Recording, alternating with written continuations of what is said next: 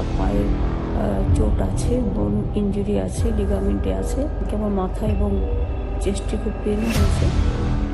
पत्थर दिल ही होंगे जो इसे नाटक कहेंगे। इसे नाटक कैसे कह दें?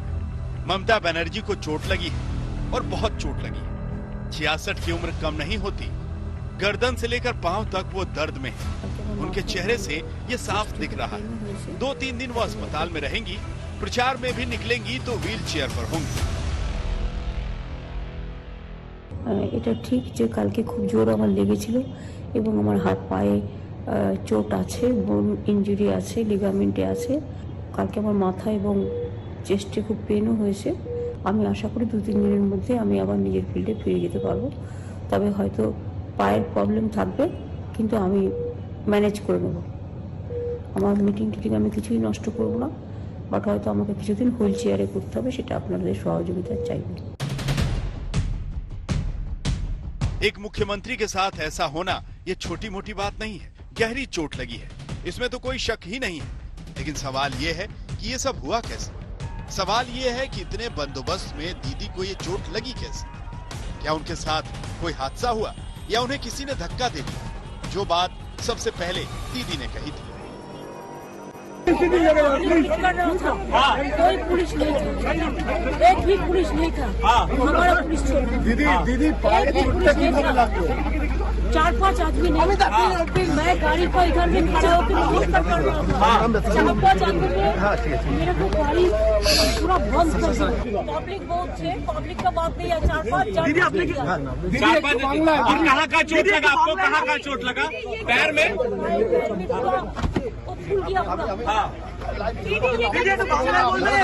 दीदी किसी की साजिश है, किसी की साजिश है दीदी। साजिश है किसी की। वो 4-5 लोग कौन हैं जिनकी बात दीदी ने की थी? क्या धक्का भीड़ की वजह से लगा था या धक्का जानबूझकर दिया गया? धक्का लगा भी था या फिर चलते चलते गलती से गाड़ी का खुला दरवाजा उस लोहे के एंगल से टकरा गया जो सड़क पर लगा हुआ था?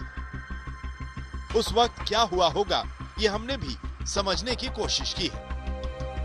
ममता का काफिला इसी तरफ से गुजर रहा था और ठीक इस जगह पर जब आती है ममता बनर्जी तो ऐसे वो दरवाजा खोल लेती हैं और उनका एक हिस्सा बाहर की ओर होता है और दरवाजा खुला रहता है, पांव बाहर रहता है और अचानक ठीक इसी जगह पे, यहाँ पे जो पोल है, ठीक इसी जगह पे ये घटना होती है। अब ये पोल से टकराकर वापस ममता के पांव पे लगा है, उनके हाथ में लगा है या फिर भीड़ की वजह से लगा है, ये साफ नहीं है। लेकिन आपको बता दें कि उस वक्त भीड़ भी थी। 2 तरह के बयान सामने आ रहे हैं। एक बयान के मुताबिक ये जो पोल है इससे दरवाजा टकराया है और ममता को चोट लगी है। दूसरा जो बयान है कि भीड़ की वजह से दरवाजा टकरा गया है और ममता को चोट लगी है। If the door has hit a pillar, then there would be a scratch in the dent or scratch.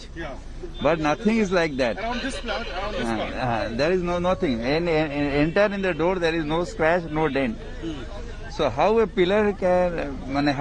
The door was hit by a pillar?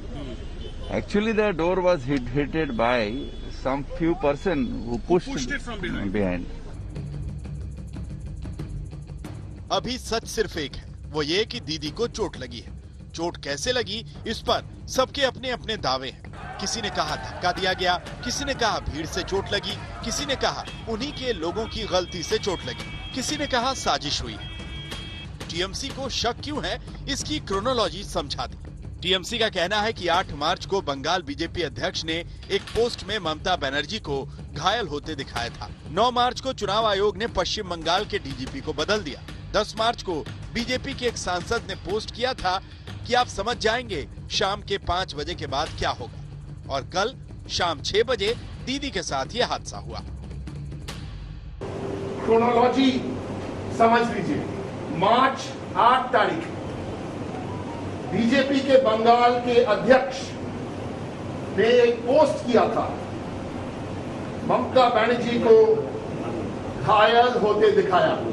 मार्च 9 तारीख सवेरे इलेक्शन कमीशन ने वेस्ट बंगाल के डीजीपी बदला। क्रोनोलॉजी समझ लीजिए। मार्च 10 तारीख एक बीजेपी सांसद 5 बजे पोस्ट किया था,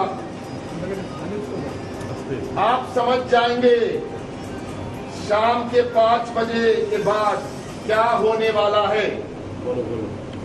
और कल 6 बजे नंदीग्राम में ममता जी के साथ ये हादसा हुआ।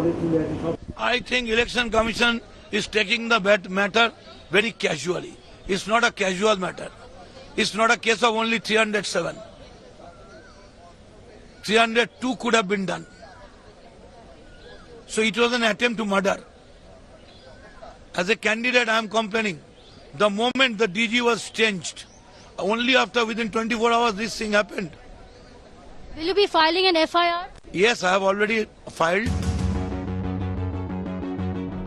दीदी की चोट पर यह लड़ाई चुनाव आयोग तक पहुंच गई। टीएमसी भी चुनाव आयोग के पास पहुंची और बीजेपी भी। टीएमसी ने शिकायत की कि दीदी पर हमले की पहले से आशंका थी, आयोग इस हमले को हल्के में ना ले।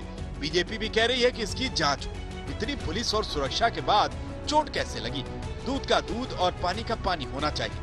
कोलकाता से चित्रा त्रिपाठी और नंदीग्राम से सूर्याग्नि रॉय के साथ अनुपम मिश्रा, आज तक। नमस्कार, मैं हूं अंजना ओम कश्यप। हमें उम्मीद है ये वीडियो आपको पसंद आया होगा। लेटेस्ट खबरों के लिए यूं ही देखते रहिए आज तक, और इस वीडियो के पसंद आने पर लाइक, शेयर एंड सब्सक्राइब करना ना भूलें।